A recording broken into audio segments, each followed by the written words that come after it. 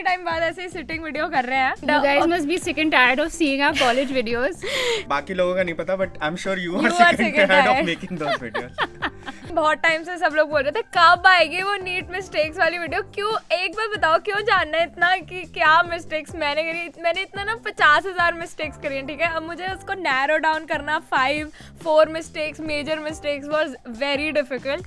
So I thought कि मैं ना सिर्फ अपनी मिस्टेक्स नहीं, लाइक जो मेरे साथ मेरे फ्रेंड्स प्रिपेयर कर रहे थे, मतलब मैं तो I knew a vast number of categories of students जो प्रिपेयर कर रहे थे, बिकॉज 2 साल सिर्फ यही किया. तो मैं सोचा सबका लाइक जो उन्होंने भी गलती किया वो भी मैं आपको बताऊं, क्योंकि you might be in one of those. But before we go there, please subscribe to us and please like this video because आप like करते हो तो YouTube push करता है. And guys, we see there are so many views, but you guys don't subscribe. Please subscribe. और video पूरे and तक देखना because this is a very important video. That's a lot of pressure on me. So before we start, you were in your scholar batch in Akash and I think आपके AIATS में कितने 685 तक भी आए हुए हैं. एक बार ही आए हैं. टर्म पेपर में आपके 715 भी आए हैं. एक ही बार आए हैं. ये हाई था. आपकी AIR 1 भी आई है एक बार. वो टर्म पेपर में ही आई थी. NTA के पेपर में भी आपके 660 तक आ गए थे आपके वो जस्ट बिफोर नीट. तो आपके नीट में इतने गंदे मार्क्स कैसे आए? 618. मतलब I think over confidence number 1. मुझे लगता था कि मुझे तो सब आता है, क्योंकि इतना इजी पेपर देख के ना ऐसे डोपामिन रिलीज होता है ना कि ओ ये तो 720 वाला पेपर है, इसमें तो कुछ कर ही नहीं सकते. एंड वो नीट वाले लोग एग्जैक्टली मेरे जैसे लोगों को पकड़ के ना रेस से बाहर निकालते हैं. कहते हैं अच्छा तुम ओवर कॉन्फिडेंट हो, तुम देख ही नहीं रहे ना ऑप्शंस ठीक से, अभी तुम्हें ट्रिक करते हैं. ऐसे करके वो हर ऑप्शन में इतनी सी एम्बिग्यूटी की वजह से वो ऑप्शंस चेंज हो रहे थे. एंड मुझे लग रहा था नहीं ये तो मैंने पढ़ा है, तो मैंने पढ़ा है. Also I think like before the NEET I think you were giving lot of tough exams, tough papers like NTA वगैरह खुद भी इतने tough exams बना रहा था, which was so stupid क्योंकि NEET का पेपर इतना easy आता है. Yeah, even my friends were saying that कि क्योंकि वो just NEET से पहले इतने मुश्किल पेपर दे रहे थे, तो उसकी वजह से उनकी परफॉर्मेंस थोड़ी डाउन हुई है. मिस्टेक नंबर 1 जो मुझे लगा था मैंने नहीं करी, बट मुझे अब पता चला कि मैंने भी करी थी, एंड जो मेरे ऑलमोस्ट हर फ्रेंड ने करी है, वो ये है कि not taking 11th seriously. Like जब आप 10th के बाद 11th में आते हो ना, ऐसे उसमें होते हो ना आप एक ड्रीम लैंड में कि हमारे 95% आए हैं, हमें किसी चीज़ से फ़र्क नहीं पड़ता, हम तो सब कर लेंगे. एंड फिर उसके बाद आप लाइक वो ड्रीम फेज़ ना आपका बहुत लंबा खिंच जाता है. मेरा वो ड्रीम फेज़ खिंचा था अप्रॉक्सीमेटली जून जुलाई तक. जब तक आप वापस अपने पैरों पे आते हो ना कि ओ शिट ये क्या हो गया 11th, तब तक बहुत लेट हो जाता है. एक्चुअली में समझ में आया कि 11th क्या है इन अगस्त सितंबर, जब प्रॉपर AIATS वगैरह शुरू हुए, तो मुझे पता चला ओके आई स्टैंड ओवर. मेरा फर्स्ट AIATS में मेरे मार्क्स आए थे 408 ऐसे कुछ मार्क्स आए थे. देन सेकंड AIATS में 417 420 ऐसे आए थे. तो आप सोच रहे हो सितंबर अक्टूबर में वो हालत थी मेरी, और मुझे लग रहा है मैंने पढ़ा तो इतना था, तब भी ऐसा क्यों हुआ. बस वही आपको लगता है कि आप पढ़ रहे हो 10th की तरह पढ़ते रहोगे तो आपको लगेगा हाँ भाई तो एंड में पढ़ना है, एंड के 2 दिन में पढ़ के सब हो जाएगा, बट ऐसा होता नहीं है. तो आई थिंक मतलब मेरे को ना 12th में बहुत ज़्यादा मेहनत करनी पड़ी 11th का पूरा सिलेबस दोबारा करने के लिए. और मैं पढ़ती थी रोज, मैं काफ़ी पढ़ती थी, but not in the correct way, like not in the way जो आपको 11th में पढ़ना चाहिए. मुझे लगता था कितनी मेहनत कर रही हाँ. है ये, और तू सही से पढ़ती नहीं थी. जब उसे मौका दिया था उस जालिम ने हमें धोखा दिया था. उस टाइम मुझे इतना इंटरेस्ट नहीं जगा था इन माय सब्जेक्ट्स. जब तक इंटरेस्ट नहीं था तब तक तो हाँ भाई रट्टा मारो एक दिन पहले पेपर के तो हो जाएगा, बट ट्रस्ट मी कभी नहीं होगा. मतलब ऑब्वियसली आप मीडियोकर मार्क्स ले आओगे, मेरे जैसे 700 मतलब 700 करिए 400 मार्क्स ले आओगे अगर आप ऐसे लाइक रट्टा मार के पढ़ो. फिजिक्स भी रट्टा मार, मैं लिटरली न्यूमेरिकल्स रट्टा मार के चली जाती थी, इतनी खराब हालत थी मेरी स्टार्टिंग में. न्यूमेरिकल्स तो मतलब 1-2 न्यूमेरिकल्स करते थे, कोई मतलब वो नहीं, प्रैक्टिस करना नहीं आता था, सिर्फ बस पढ़ के चले गए 10th की तरह. तो वो आगे सबसे मेरी मेजर मिस्टेक रही है जो मुझे 12th में आके बहुत ही ज़्यादा अपने आप को पुश करना पड़ा. देन मेरी सेकेंड मिस्टेक रही है, एंड आई गेस सारे बायो स्टूडेंट्स की सेकेंड मिस्टेक रहती है, नॉट फोकसिंग ऑन फिजिक्स. मैं आपको ऑनेस्टली बताती हूँ कि मैंने फिजिक्स करी कैसे थी. स्टार्टिंग में 11th के थ्योरी याद कर ली, ठीक है, याद कर ली थ्योरी, एंड उसके बाद न्यूमेरिकल्स ओके ये न्यूमेरिकल में ये होगा, फॉर्मूला बस फॉर्मूला रट के चले गए और पेपर में आते नहीं थे मार्क्स क्योंकि समझ में ही नहीं आते था। अच्छा ये भी था लाइक इतने ब्यूटीफुल होते हैं फिजिक्स के न्यूमेरिकल्स अगर आप एक्चुअली में करने बैठो, लाइक एच सी वर्मा से करने बैठो, या आकाश के ही मॉड्यूल्स में अच्छे क्वेश्चंस भी होते हैं जिसमें दिमाग लगता है। ये नहीं कि आप पीछे आंसर्स देख के आप कर रहे हो। मैं वैसे करती थी फिजिक्स क्योंकि मुझे लगता था यार फिजिक्स तो मतलब ठीक है, बायो में मार्क्स आ जाएंगे, केमिस्ट्री भी पढ़ ही लेंगे थोड़ा, फिजिक्स में नहीं भी पढ़ते तो क्या होगा। ये मेरे 11th में बहुत लंबा had a tutor, do you remember? मैंने ट्यूटर लगवा लिया आकाश के साथ में कि फिजिक्स तो अच्छे से करेंगे बिल्कुल, और वो ट्यूटर ओ माय गॉड बिल्कुल यूजलेस था। हाँ वो भी मेरी तरह रट्टा मार के सीखते थे। मैंने उससे क्वेश्चन नहीं हो पाते थे, मैं इसको बता देता था। फिजिक्स के टीचर चेंज हुए लाइक फर्स्ट 4 months में ही, एंड उन्होंने मुझे बोला कि जो भी तुम क्लास में पढ़ते हो ना उसको घर पे जाके लाइक सेम एग्जैक्ट नोट्स आंखें बंद करके याद करो और लिखो। और ये मैंने मतलब I guess end of 12th तक किया है कि जो भी क्लास में जो भी पढ़ा उस दिन वो घर पे आके आयत बंद करके ये लिखा और ये देखा कि कितना याद हुआ है, कितना रिकॉल है।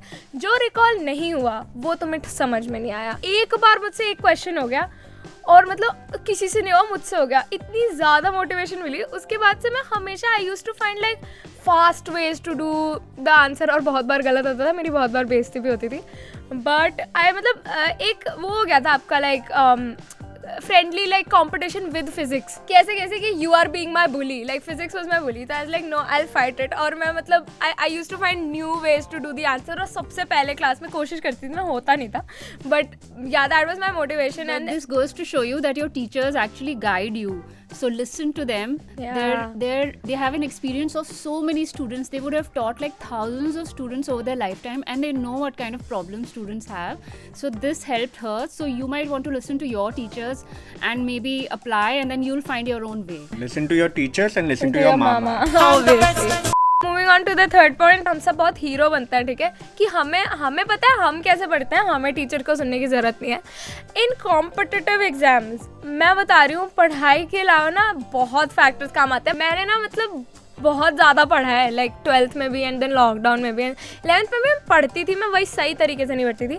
तो जिस हिसाब से मेरे मार्क्स आए ना बिल्कुल भी नहीं आने थे ये मार्क्स अगर इट वॉज ऑल अबाउट कि तुमने कितना पढ़ा है। इट्स सो मच अबाउट कि तुम्हारा फ्रेम ऑफ माइंड कैसा है उस टाइम पे, तुम कैसे पेपर को अटेम्प्ट करते हो, मतलब तुम्हारी प्रिपरेशन आउटसाइड ऑफ स्टडीज़ कैसी है, लाइक मेंटली कैसे हो तुम।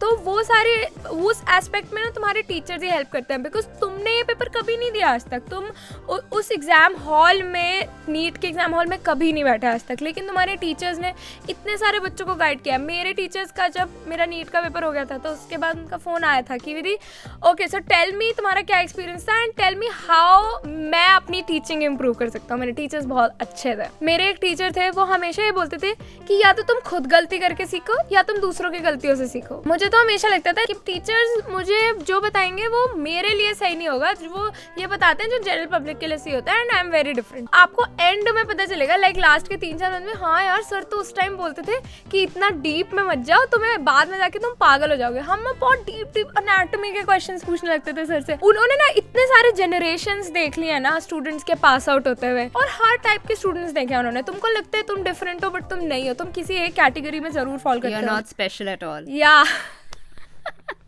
तुम ये देखो ना कि तुम्हारे टीचर जो बोल रहे हैं तुम इम्प्लीमेंट करो। अगर बिल्कुल ही काम नहीं कर रहा तो अलग बात है। मैंने तो इम्प्लीमेंट करके देखा, मैंने कहा हाँ यार ये तो सही बोल रहे हैं सर। मैंने इतनी सारी चीज़ें जो मुझे घर पे कोई नहीं बता सकता था या यूट्यूब वीडियोस पे कोई नहीं बता सकता था, वो मेरे टीचर्स ने बताया, क्योंकि वो मेरा 1-on-1 इंटरेक्शन था। They knew me personally. जो टीचर क्लास में बताता है वो घर पे कोई नहीं बता सकता, और जो घर पे बताता है वो बाहर कोई नहीं बता सकता। हाँ, so please listen to your parents as well. And मामा मामी मेरी तो सुनती है।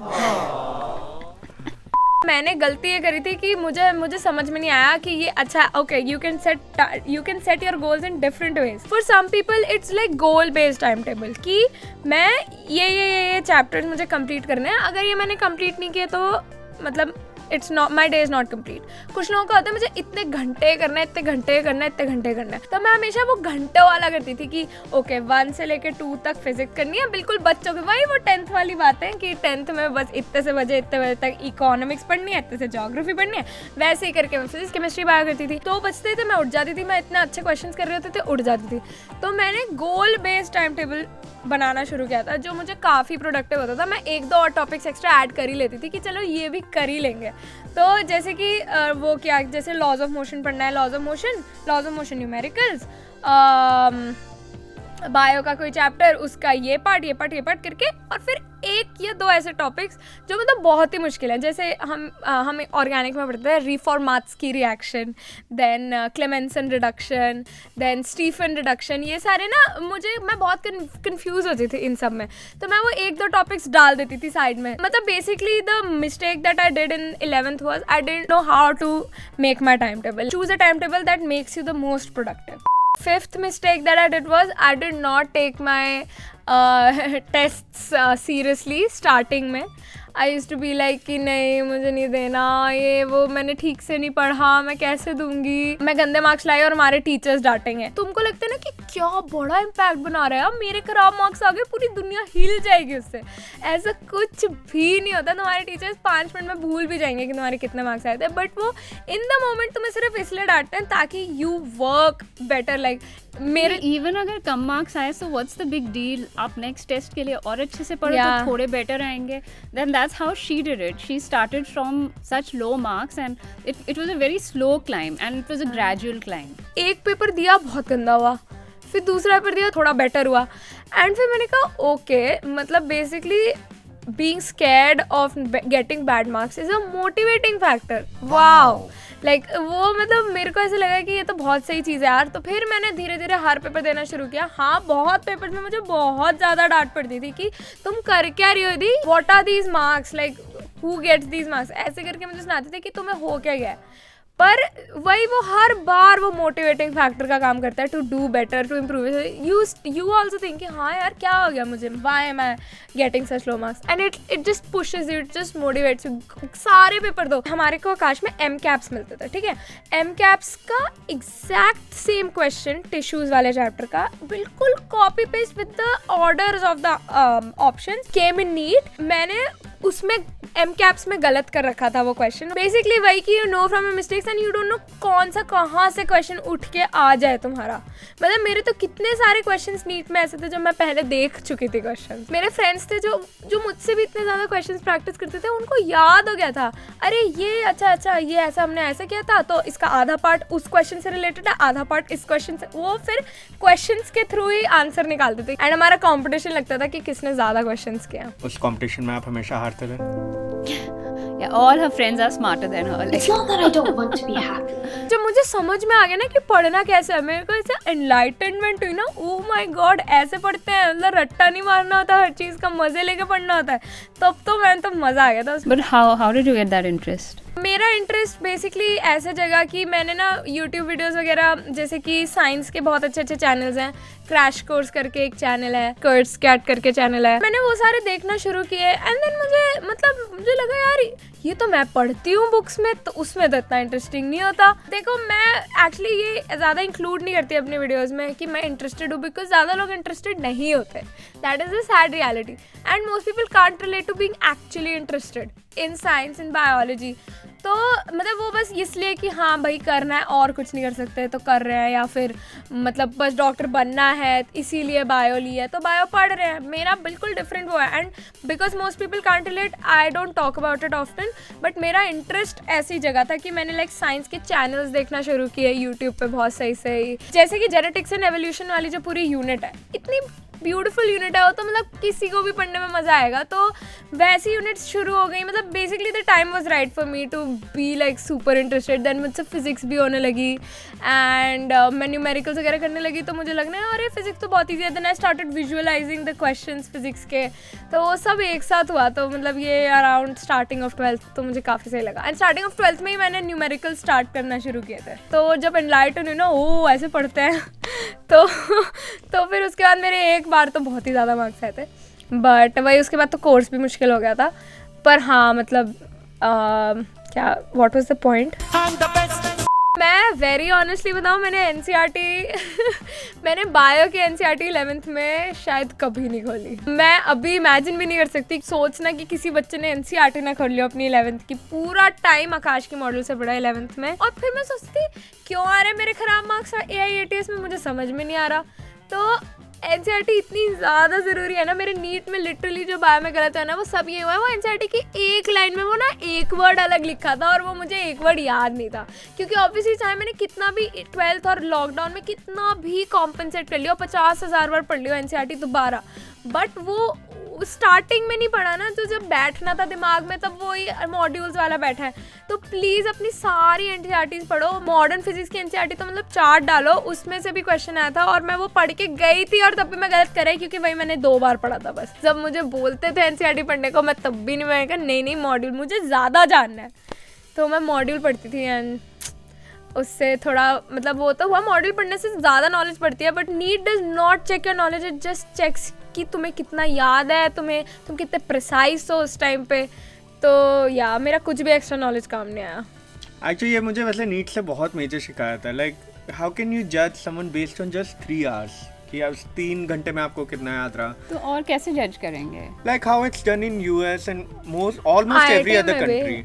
IIT में भी का कॉन्सेप्चुअल क्वेश्चंस होते हैं IIT में। मेरी IIT में लाइक 99.9 समथिंग परसेंटाइल आई थी फिजिक्स केमिस्ट्री में। आपकी AIR भी 27,000 थी। हाँ 27, बट मेरे मैथ्स में 0 थे। इतने अच्छे क्वेश्चंस पूछे थे, ऐसे क्वेश्चंस करती थी मैं।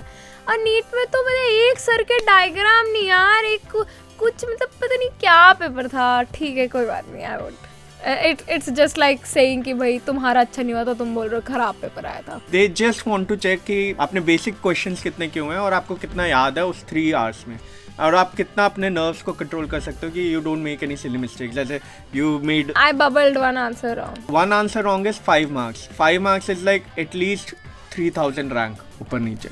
हाँ तो बेसिकली ये थे लाइक मैंने मिस्टेक्स जो करी थी। If you guys would like us to make another part जिसमें मैं थोड़ा डिटेल में जा सकूँ, so just please let me know। काफ़ी टाइम बाद हमने ऐसी वीडियो की and we'll see the response on this video and we'll make more such videos। Next video में हम बताएंगे कि फाइनली कौन सा कॉलेज ले रहे हैं, आइसर और MBBS। Thank you for all the suggestions that you guys thank you gave। so much। They were all really good suggestions। बहुत जल्दी we have to decide and we'll let you know what we finally decide। Please let us know कोई mistake जो आप भी बहुत commit करते हो। Be honest, accepting is the first step to improve। तो आप एक्सेप्ट करो कि हाँ भाई हमने भी ऐसी मिस्टेक करी है। And we have like a chill comment section, so you can just comment। Please like, share and subscribe to our videos। And I guess we'll see you in the next one। Bye-bye। Consistency is the key. वो तो मैंने MBBS वाले student से भी बात की है, तो वो ये कहते हैं कि ऐसा नहीं है कि हम मस्ती नहीं करते हैं, ऐसा कुछ, हम रोज़ पढ़ते हैं। वही मुझे 12th में पता चला कि अगर आप वही चीज़ 2-3 बार 4 बार पढ़ रहे हो तो फिर तुम्हें फोर्टनाइटली के लिए पढ़ने की ज़रूरत ही नहीं है। मतलब सब लोग ऐसा बुक्स लेके हाथ में पागलों की तरह पेजेस फ्लिप कर रहे हैं NCERT से और ये सबसे लाइक जस्ट एग्जाम से जस्ट पहले। And I used to be like class के बाद नहीं पढ़ा था क्या, क्लास के बाद रिवाइज़ नहीं किया था क्या? क्योंकि मैं भी ऐसी थी पहले, बट फिर मुझे रियलाइज़ हुआ कि पढ़ते कैसे हैं वो। मैं उस पर एक नई वीडियो बनाएंगे कि मैंने कैसे पढ़ना, मतलब मुझे कैसे पता चला कि कैसे पढ़ते हैं। लाइक ऑब्वियसली सबके लिए डिफरेंट होता है, बट मेरे को जब पता चला मैं बहुत खुश हो गई थी।